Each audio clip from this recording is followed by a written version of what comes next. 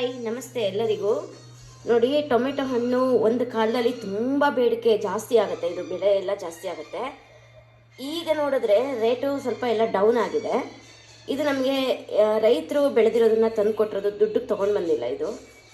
ಇದರಲ್ಲಿ ಏನೇನು ರೆಸಿಪಿಗಳು ಮಾಡ್ಬೋದು ಅನ್ನೋದನ್ನು ನೀವು ಹೇಳಿ. ಮತ್ತು ಇದರಲ್ಲಿ ತುಂಬ ರೆಸಿಪಿಗಳು ಮಾಡ್ಬೋದು ಅಂತಲೂ ಗೊತ್ತು. ಅದರಲ್ಲಿ ವಿಧ ವಿಧವಾಗಿ ರೆಸಿಪಿಗಳನ್ನು ಮಾಡ್ತಾರೆ.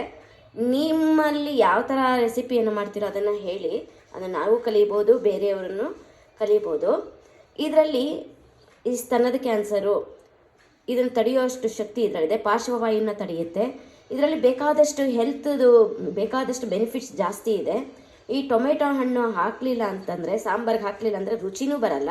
ಇದರಲ್ಲಿ ಗೊಜ್ಜು ಮಾಡ್ಬೋದು, ಬೇಕಾದಷ್ಟು ಚಟ್ನಿ ಮಾಡ್ಬೋದು, ಎಲ್ಲನೂ ಮಾಡ್ಬೋದು. ಇನ್ನೂ ಬೇಕಾದಷ್ಟು ಅಡುಗೆಗಳನ್ನು ಮಾಡ್ಬೋದು. ಅದೆಲ್ಲ ನಿಮಗೂ ಗೊತ್ತಿರುತ್ತೆ. ನಿಮ್ಮಲ್ಲಿ ಒಂದೊಂದು ವಿಧವಾಗಿ ಅಡುಗೆಗಳನ್ನು ಮಾಡ್ತೀರಾ. ದಯವಿಟ್ಟು ಆ ಅಡುಗೆಗಳ ಬಗ್ಗೆ ನನಗೆ ತಿಳಿಸ್ಕೊಡಿ. ಬೇರೆಯವ್ರಿಗೂ ಕೂಡ ಅನುಕೂಲ ಆಗುತ್ತೆ ಕಲಿಯೋದಕ್ಕೆ. ಈ ಹಣ್ಣು ನೋಡಿ ಎಷ್ಟು ತಾಜಾವಾಗಿದೆ, ಎಷ್ಟು ಚೆನ್ನಾಗಿದೆ. ಆ ರೈತರು ಬೆಳೆದಿರೋ ಬೆಳೆಗೆ ನಾವು ಒಂದು ಬೆಲೆನ ಕೊಡಬೇಕಾಗತ್ತೆ. ಯಾಕೆಂದರೆ ಈ ಹಣ್ಣು ಬೇಗ ಹಣ್ಣಾಗ್ಬಿಡುತ್ತೆ.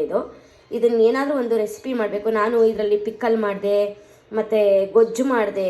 ಎಷ್ಟೇ ಮಾಡಿದ್ರೂ ಇನ್ನೂ ಇಷ್ಟು ಹಣ್ಣಿದೆ. ಬೇಗ ಹಣ್ಣಾಗ್ಬಿಡೋದ್ರಿಂದ ನನಗೆ ತುಂಬ ಕಷ್ಟ ಆಗುತ್ತೆ. ಯಾಕೆಂದರೆ ರೈತರು ಬೆಳೆದಿರ್ತಾರಲ್ಲ, ಅದಕ್ಕೊಂದು ಬೆಲೆ ಅನ್ನೋದೊಂದು ಇರುತ್ತೆ.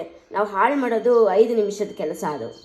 ಅದನ್ನೇ ಒಳ್ಳೆ ರೀತಿಯಲ್ಲಿ ಉಪಯೋಗಿಸ್ಕೊಂಡಾಗ ಬೆಳೆದಿರೋ ರೈತನಿಗೂ ಉಪಯೋಗ ಆಗುತ್ತೆ, ನಮಗೂ ಕೂಡ ಉಪಯೋಗ ಆಗುತ್ತೆ. ಅದರಿಂದ ತಾಜಾ ಇರಬೇಕಾದ್ರೇ ಅದನ್ನು ಉಪಯೋಗಿಸ್ಬೇಕು. ದಯವಿಟ್ಟು ಇದರಲ್ಲಿ ಇನ್ನೂ ಏನೇನು ರೆಸಿಪಿಗಳು ಮಾಡ್ಬೋದು ಎಲ್ಲ ಹೇಳಿ. ನಾನು ಉಪ್ಪಿನಕಾಯಿ ಮಾಡೋದು ಹೇಳ್ಕೊಟ್ಟಿದ್ದೀನಿ, ಗೊಜ್ಜು ಮಾಡೋದು ಹೇಳ್ಕೊಟ್ಟಿದ್ದೀನಿ, ಇನ್ನು ಬೇರೆ ರೆಸಿಪಿಗಳನ್ನೆಲ್ಲ ಹೇಳ್ಕೊಟ್ಟಿದ್ದೀನಿ. ಖಂಡಿತವಾಗ್ಲೂ ಇದ್ರ ಬಗ್ಗೆ ನನಗೆ ತಿಳಿಸ್ಕೊಡಿ. ರೆಸಿಪಿ ಬಗ್ಗೆ ದಯವಿಟ್ಟು ಅನುಕೂಲ ಆಗುತ್ತೆ. ಇನ್ನೂ ತುಂಬಾ ಇದೆ ಹಣ್ಣು. ಇದು ನಾನು ನೋಡೋದಕ್ಕೆ ನಿಮ್ಗೆ ಸ್ವಲ್ಪ ಮಾತ್ರ ಇಟ್ಟಿದ್ದೀನಿ ಅಷ್ಟೇ. ದಯವಿಟ್ಟು ನನಗೆ ಇದ್ರ ಬಗ್ಗೆ ಏನೇನು ರೆಸಿಪಿ ಮಾಡ್ಬೋದು ಅಂತ ಹೇಳಿ. ನೀವು ಹೇಳೋವರೆಗೂ ನಾನು ಕಾಯ್ತಿರ್ತೀನಿ. ಅಲ್ಲಿವರೆಗೂ ನಾನು ನಮಸ್ಕಾರ ನಿಮ್ಗೆ ಹೇಳಲೇಬೇಕು. ನಮಸ್ಕಾರ.